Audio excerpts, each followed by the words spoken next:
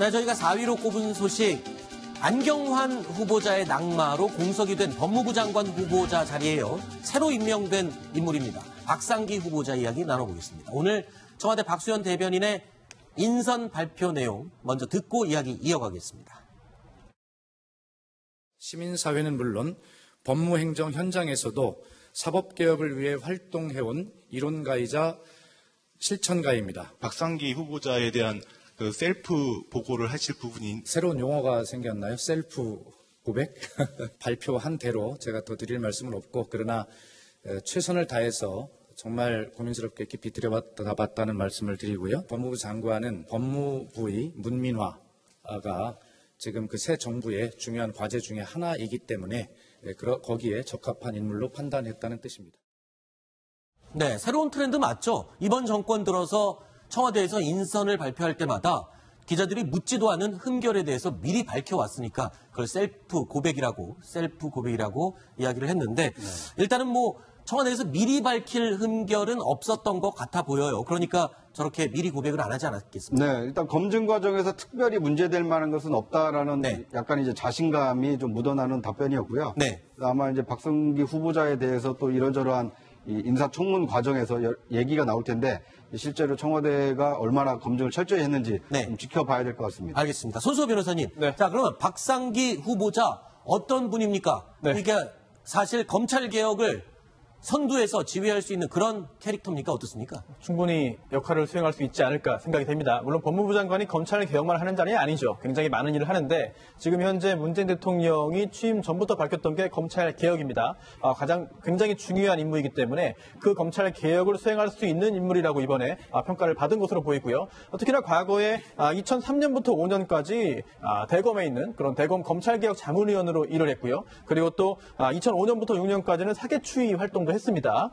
여기에 더해서 단순한 학자라기보다는 사회에 굉장히 참여를 적극적으로 했던 학자로 알려져 있는데요. 특히나 경실련 공동대표를 지내기도 했기 때문에 굉장히 시민사회 활동도 했고요. 또한 안경환 전 후보자 같은 경우에 개인의 어떤 저술 때문에 발목을 잡힌 그런 그 측면이 있는데요.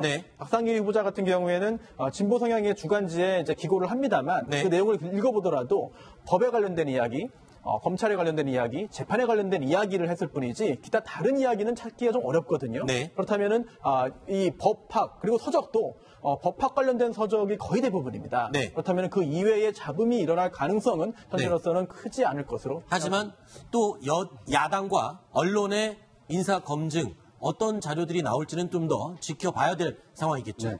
그러니까 이제 청와대가 이 박상기 후보자를 법무부 장관으로 임명한 걸 보면 이 법무부의 탈검찰화에 대한 의지가 굉장히 강하다라는 것을 좀 엿볼 수가 있습니다. 어떤 부분에서 그렇죠? 그러니까 이제 민정수석도 지금 비검찰 출신인데다가 법무부 장관도 이 고시 출신이 아니고 검찰에 몸담았지 않았던 사람을 앉히겠다. 그렇죠. 그래서 이제 법무부의 탈검찰화를 좀 하겠다. 그럼으로써 검찰개혁을 힘있게 추진하겠다라는 메시지가 좀 담겨 있는 것 같고요.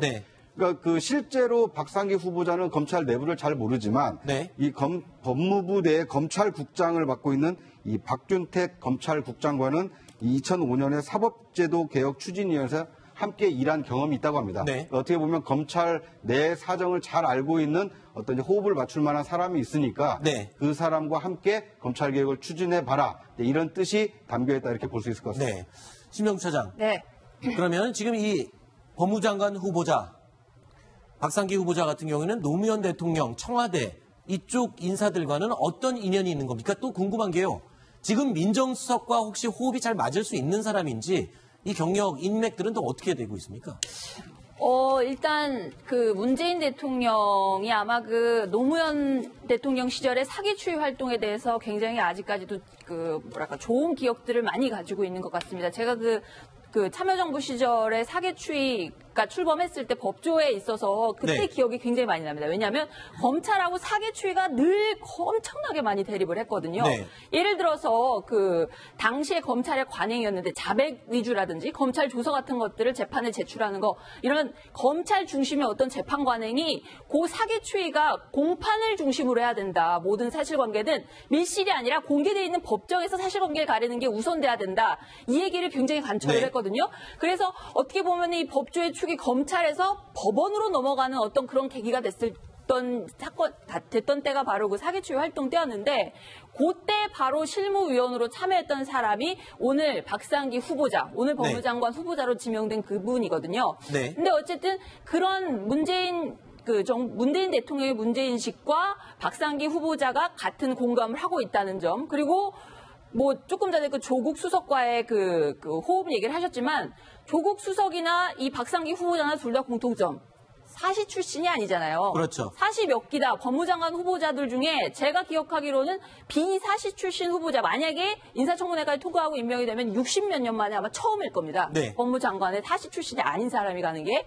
게다가 민정수석도 역시 사시 출신이 아니잖아요. 두 사람 공통점이 있고요. 한 사람은 경실련, 한 사람은 참여연대, 시민단체 활동이 있습니다. 네. 마인드가 굉장히 비슷할 겁니다. 그렇기 때문에 검찰 개혁에 있어서 두 사람의 호흡만큼은 적어도 잘 맞을 거로 예상합니다. 네. 심정수 차장이 지금 예전 사개추위와 검찰 내부 조직의 갈등 관계를 잠깐 언급했는데 지난주 이 손혜원 의원이 진행하는 인터넷 방송에서요.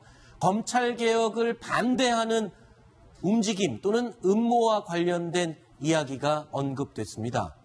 어떤 내용일까요? 한번 들어보시죠.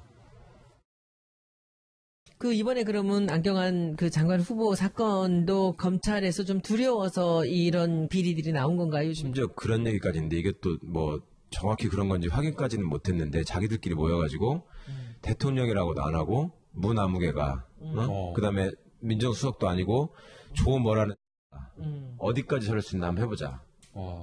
이런 얘기들을 한다는 거예요. 그리고 과거의 경험에 비춰봐서 그런 사람들이 있을 법한 조직이에요, 실제로. 그러니까 과거에 이 사람들이 정권 초기마다 다들 검찰개혁을 한다고 내세웠지만 결국은 실패한 역사들을 이 사람들도 체득을 해서 알고 있잖아요. 그러니까 니들이 이번에는 다르다고 하지만 그래, 법무부 장관 한 2명만 연속 낙마시키고. 그렇지, 나와봐, 또 나와봐. 네, 한번 해보자. 해보자, 이거구나.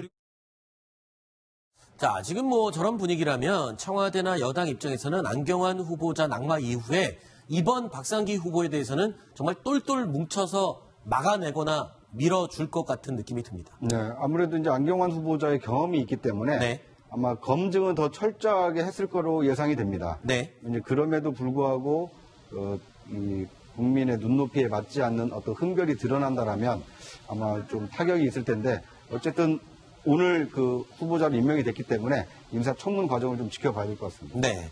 자, 그런데요. 오늘 한 라디오 방송에서 이낙연 총리가 이런 얘기를 했습니다. 안경환 후보자가 낙마할 당시에 청와대에 이런 얘기를 했었다라고 과거에 기억을 더듬어서 얘기를 했습니다. 들어보시죠. 지나간 얘기인데요. 사실은 안경환 후보자의 경우에는 자퇴하시기 전에 몇 시간 전에 제가 재고하는 게 필요할 것 같다는 얘기를 청와대에 전달한 일은 있습니다. 본인께 도리가 아닙니다만은 기왕에 말씀이 나왔으니까 처음으로 공개를 합니다. 저뿐이었겠습니까마는 저로서는 이건 재고가 필요할 것 같다 하는 저의 판단을 말씀을 드렸습니다. 이낙연 총리는 지금 이제 주례 회동을 대통령과 하게 돼 있는 어떻게 보면 사실상의 이제 책임 총리로서의 이제 역할을 하게 돼 있는데 그 안경환 후보자의 낙마 과정에 그 이제 본인 그 총리로서의 역할이 있었다라는 얘기인 것 같고요. 그러니까 실제로도 우리나라는 헌법상 이 국무위원 그 제청 권한이 국무총리에게 있습니다. 아니, 물론 이제 누가 좋겠습니다라고 이제 천거를 하는 것이지만 만약에 그 후보자가 조금 이 국민 여론으로부터 따가운 질책을 받고 부적격자다라는 그 여론의 비판이 있을 때는 제청권자가 또는 이제 재고를 해주십사 이렇게 요청도 할 수 있는 거기 때문에 이낙연 총리로서는 책임 총리로서 어떤 본인의 역할이 있었다라는 것을 좀 시간이 지났지만 뭐 이렇게 좀 밝힌 것으로 이해할 수 있을 것 같습니다. 한마디로 말해서 현 정권의 부담을 좀 덜어주기 위한 그런 고육지책 또는 고민의 끝에 나온 결정이 아니었나 이런 생각도 할 수 있을 것 같습니다.